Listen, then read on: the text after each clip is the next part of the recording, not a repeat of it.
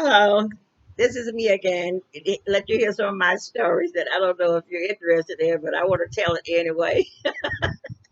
This is called a phone call in the middle of the night. I don't know if you've ever had one of those, but I'm telling you, it's not a comfortable situation because you're terrified when what in the world is going on. The first thing I do is say to myself, why didn't I put the phone on mute? I was in the middle of a beautiful dream, sitting on the lounge chair at the beach, eating some sweet grapes while the waves were washing over the sand and everybody riding the waves, breaking, and all those beautiful men walking around with their six pack abs. Woo-hoo. Have mercy. What a sight. They were something to look at. Sometimes if you go to a nude beach, you see people walking around that you wish they would put their clothes on because the people with the good bodies, they usually come to the beach, but they don't take their clothes off. It's usually the people that don't have anything to show or whatever they had at one time is gone by the wayside, and all you see is flab all over the place. Oh my God, you want to put your glasses on and turn your head. Oh, this is one of those days. I think Reese Beach was like that. And then you go into Jamaica, you have Indonesium. Some like a lot of people go there to see the nude people, but I don't know if they really saw anything of interest, but they used to go anyway. And I don't know if they took their clothes off. I don't like to get a phone call in the middle of the night, just before dawn, because it starts my heart to beat fast and my mind starts to worry and wonder. I hesitate to answer, wondering what could it mean or who it's from. Oh my God. Oh my God. I start to ask myself, is someone sick or dead? Was there an accident? Was someone robbed or did the house catch on fire? What? Maybe I shouldn't answer the phone. Then I won't have to deal with the problem that it brings. Nobody calls in the middle of the night to tell you good news. Well, it must be bad news. Ring, ring, ring. Oh, Lord have mercy. Oh man, I have to go to work in the morning and I need my rest, but I can't rest not knowing who the call is from. Gee whiz. One night, I took a chance and answered the phone at 3 a.m. and it was a neighbor's husband calling me. And he said, what are you asking me? What did I want? I said, what do I want? What do you want? You're the one that called. What do you want? He said somebody had called him and told him that I said that Betty had said to call him. And I said, well, it wasn't me. He said, well, you're the only Betty I know. I said, well, there's a lot of Bettys with people with the same name as Betty. It's a common name. But anyway, it wasn't me. Please don't call me anymore. Please don't call me anymore. But I'm sorry, it wasn't me. There's a lot. When I was living in the projects, a lot of women were jealous of me because when you first move into the project, you have everybody has a husband at that time. That was one of the rules. You had to have a husband. So I moved in there with a husband. But my husband passed away. After about 5 years, he passed away. So I didn't have one. But life goes on. It doesn't stop. Life goes on.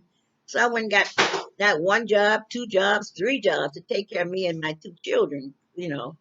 So I had a job at Con Edison, working full time. Then I sold Avons. After 3 months, I was made the president. I'm so aggressive in selling, and making people believe in my product. And then I sold something called futuristic foods. There were people that I think maybe 20 years later, 30 years later down the line, right now, it might have caught up with itself. But at that time, they would sell, had people out in Queens and Brooklyn, and they had like one warehouse of food. And they had seminars telling people to go out with the newspaper advertisement to sign people up to buy food through this advertisement with the code. You call up and you order the food, and then the food will come to you. That means you don't have to go out to the supermarket. You can stay home, and that's good for handicapped people and everything. So anyway, I thought it was a good idea. And I used to go out in Queens and Brooklyn, knock on people's doors, trying to sell them things. It's hard because you don't know nobody, they don't know you, and they go, "Oh, what is you want?" I was like, "Yo, witness, slam the door quick with it." But I was trying because I wanted to make a future for my children so they have a better life than I did. But anyway, I did work those jobs. One night, one night, I took a chance and answered the phone at 3 a.m. No, that was the neighbor. That was somebody else. Another time I answered the phone. It was 2 a.m. That was a young man saying he wanted somebody to whip him. I woke up. Oh my God! I gotta go to work in the morning, and this man talking about he wants somebody to whip him. I said, "Well, I was so. I'm Aquarius. I'm compassionate. I feel sorry for people. I try to help them out whenever I could." And I said, "Why are you calling me? Why are you calling me?" He said he wanted somebody to give. He said that somebody had called him and gave him my number. Again, the people in the projects doing all kind of things to me.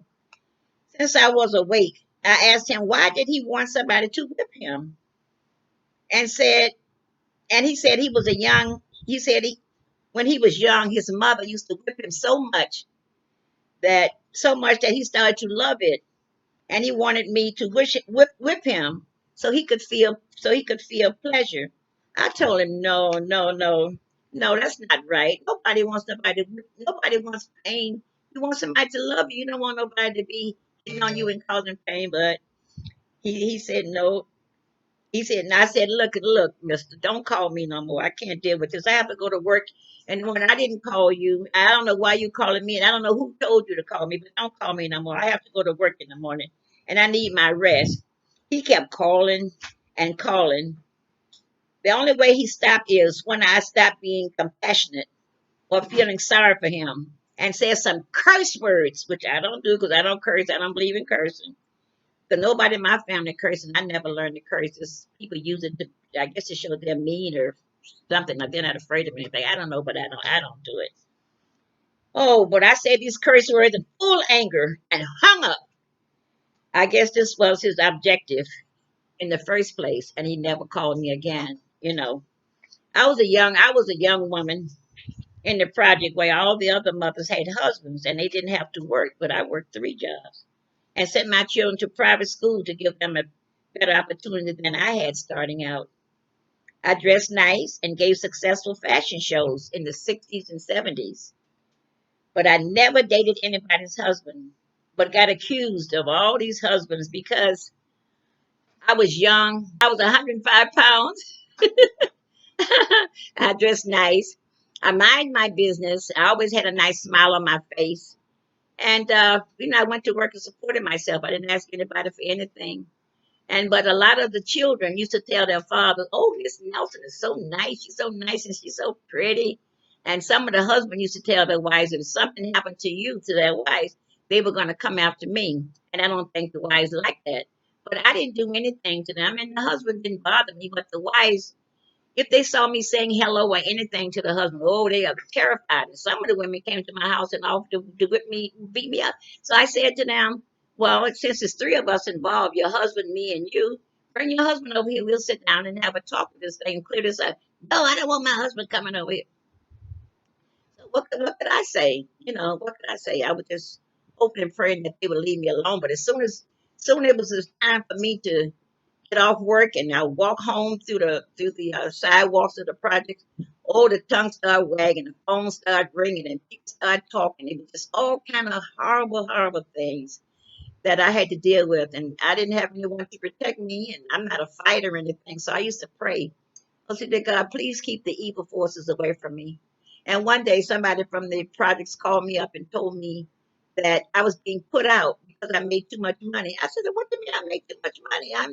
I have two children in school, and I'm working by myself. I'm black. I don't have. I mean, I heard that was benefits of people, and you're a widow and you're black. I'm not getting any benefits, and I have two kids. I have to put them in school and have to take care of me and them." And I'm like, "Well, what do you mean you're putting me out?" And so after being upset for a while on my job, again, I just prayed. I always pray. People be surprised the power of prayer. And so at that point, I would go out to the community or different places and put in applications for different people because if they were going to put me out, I had to move somewhere with my two children. And one of the places I put in was this co-op, and I went to a lot of places that they had I was in a catch 22 where I didn't make enough money. I made too much money to get the subsidy, but I didn't make enough money to get the aid that they were giving people. These places were a lot of like Waterside, that place on 42nd Street, the Manhattan Plaza. A lot of places I went to, and I just they wouldn't. Oh, Roosevelt Island. But they said no. I was in this catch-22 thing. It's a terrible thing to be in that catch-22. You're not good. You're good for one thing and not good for another one. It's no way to get out of it. I don't know.